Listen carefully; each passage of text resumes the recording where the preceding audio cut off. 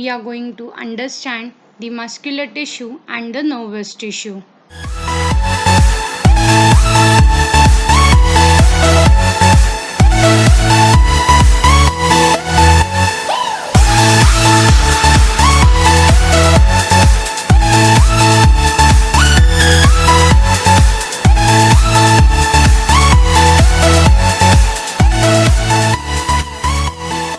Muscles, they are classified into two types. One is the voluntary muscle and other is the involuntary muscle. Voluntary muscles are the muscles which control the movement according to our will. They are mostly attached to the bones and they help in the movement of the body. They form a specific skeleton of our body, therefore we also call them as skeletal muscles. If we see these muscles under the electron microscope, they show alternate dark and light bands, okay, which are called as striations.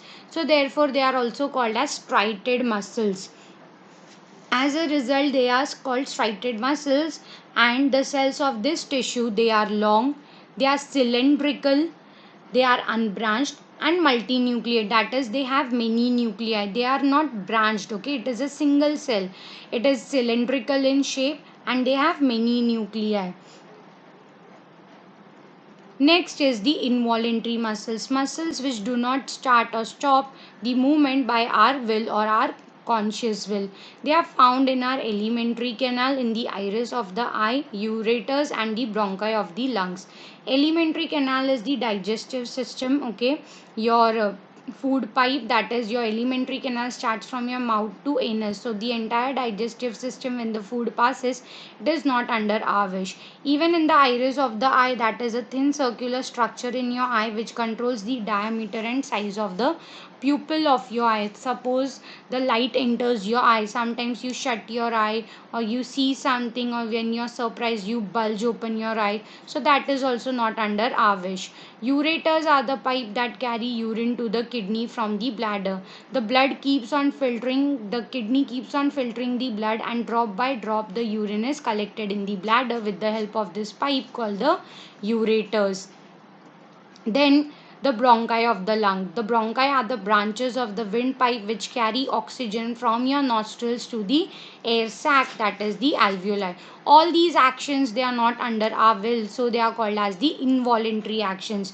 The cells of the involuntary muscles, they are spindle shape, that is the spindle is the device which is used to spin fibers into threads. They are uninucleate, they are made up of a single nuclei. This is how they look. They do not have striations, hence they are called as unstriated muscles, or they are called as the non-striated muscles. These are the cells with long pointed ends. They are also called unstriated because they don't have any striations. One more type of involuntary muscle is found in the walls of the heart. They are called as the cardiac muscles. The heart, generally, you know, the doctor of the heart is called as cardiologist, because the muscles of the heart, they are called as cardiac. The heart muscle cells, they are cylindrical, they are branched and they are uninucleate. They are cylindrical in shape, they are branched, but they have only one nucleus, okay. This is a kind of involuntary muscles which is called as the cardiac muscles. The muscles of heart, they show rhythmic contraction and relaxation throughout the life. So in this way, this is another kind of muscle. Last is the nervous tissue. The brain, spinal cord and nerves are all composed of nervous tissue. Nervous tissue is the term used for the group of organized cells that constitute the nervous system. The nervous tissue is a group of nerve cells or neurons. The cells of this tissue, they are called as nerve cells or neurons. Neurons, they are kind of specialized cells, and they are being stimulated, and they help in transmitting the stimulus, the message, very rapidly from one place to another. The nervous tissue are majorly located in three parts of the body, that is the brain, the spinal cord and the nerves, peripheral nerves, that is the nerves which arise from the sides of your body, okay, that is from the periphery. Neuron consists of a cell body with a nucleus and cytoplasm, which is called as cell body or cyton. Then it has a nucleus at its center surrounded by a jelly like fluid called the cytoplasm. There's a long process which arises from the cell body, which is called as the axon, and at the end there are many short branch processes which are called as the dendrites. So these are the dendrites. In Greek, the branch of a tree is called as dendron. So since it looks like the branch of a tree, we named it as dendrites. Many or an individual nerve cell, it may be up to 1 meter long. The main function of the nervous tissue is to control the body movements and send and receive messages to and from other parts of the body.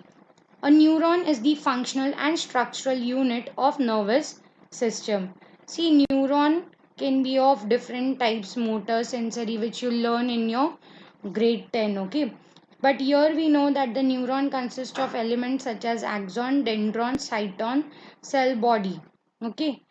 Dendrites are the tree-like extensions at the beginning of the neuron that helps in transmitting signals. The dendrites, they conduct electrical messages to the neuron cell body in order to make it functional. The dendrites, they are followed by the cell body which supports and maintains the functioning of the neuron. The cell body contains the nucleus, that is the controlling center. The axons are the elongated fibers that connects the dendrite and the nerve endings. The axons are of huge importance because they are responsible for transmitting the neural signal. Now, there is also a sheath in the neuron which is called as the myelin sheath. This myelin sheath is an insulator which surrounds the nerves and protects them to transmit electrical impulses quickly. If the myelin is damaged, the impulses are slowed down. Even there are periodic gaps between the myelin sheath which are called as the nodes of Ranvier. They facilitate rapid conduction of the nerve impulse. All this together form the perfect nervous system that allows human to feel pain and to respond. Now, many nerve fibers, they bound together by connective tissue making a nerve. The nerve impulse allow us to move our muscles according to our wish. This perfect combination of nerve and muscle tissue will help animals to move rapidly in response to the changes which are happening in the surrounding. So, till now what we learnt in this chapter is tissue is a group of cells which is similar in structure and function. Plant tissues are of two main types, the meristematic and permanent. Meristematic tissue is the dividing tissue present in the growing regions of the plant. Permanent tissues are derived from meristematic tissue once they lose their ability to divide. They are classified as simple and complex tissue. Parenchyma, collenchyma, and sclerenchyma are three types of simple tissue. Xylem and phloem are types of complex tissue. Animal tissues can be epithelial, connective, muscular, and nervous.